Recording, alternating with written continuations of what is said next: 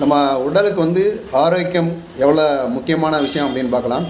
நம்ம நிறைய படிச்சிருப்போம். நமக்கு வந்து மனிதர்களுக்கு வந்து 6 அறிவு கொடுத்துருக்காங்க, எல்லாமே இருக்குது. சொல்லக்கூடிய விஷயம் என்ன அப்படின்னா, பெரிய பணக்காரங்க கூட இருப்பாங்க, பணக்காரங்களாக தான் இருப்பாங்க. ஒரு ஹெல்த்தில் வந்து ஒரு அவேர்னஸ் இல்லாமல் இருக்கக்கூடிய விஷயந்தான். நேற்று கூட ஒருத்தர் பார்த்தேன், கட் அவுட்டில் பார்த்தேன். வயசு ஒரு 55 தான் இருக்கும்.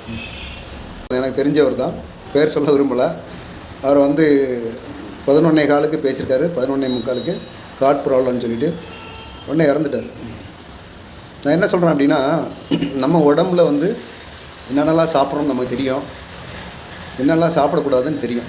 ஆனால் அதை ஏன் வீணாக வந்து நம்ம சாப்பிட்டு உடலை வந்து ஆரோக்கியத்தை கெடுத்துட்டு இந்த மாதிரி ஒரு சுச்சுவேஷனுக்கு போகணும் அப்படின்ற விஷயம் தான் நான் பார்க்குறேன். அவருடைய பையன் வந்து கொஞ்சம் வெயிட் அதிகமாக இருந்தார்.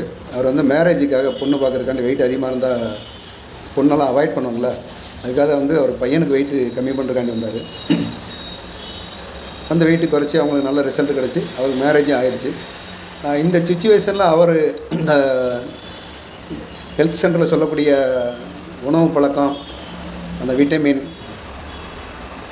அதெல்லாம் வந்து எடுத்து அவர் வந்து உடம்பு வந்து ஃபஸ்ட்டு உடம்புல உள்ள கெட்டதெல்லாம் க்ளீன் பண்ணிவிட்டு நம்ம பாடிக்கு தேவையான செல்ஸுக்குள்ள உணவை எடுத்துருந்தோம் அப்படின்னா இன்றைக்கி அந்த மாதிரி சுச்சுவேஷனுக்கு போயிருக்க வேண்டாம்.